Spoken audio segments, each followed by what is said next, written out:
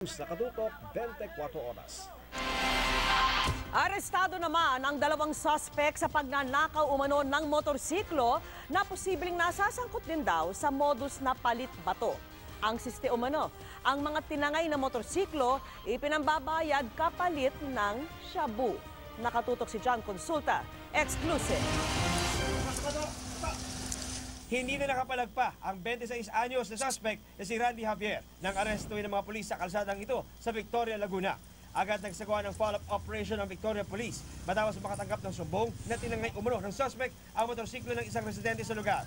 Naaresto rin ang kasabuat ng suspect na kinalang si OG Igaras. Di na nila itinanggi ang parata. Ako po yun, dala ko ng pangailangan.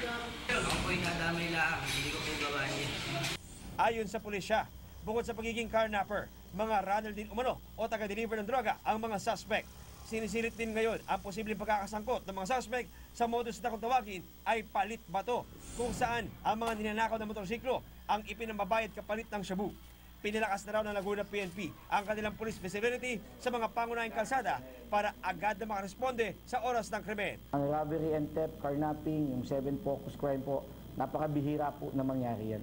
Dahil nga po sa nag-focus po tayo sa anti-drug campaign na kung saan yung pong droga o paggamit ng droga ng mamamayan ay madaming ipinanganganak na krimen. John Consulta, nakatutok 24 oras.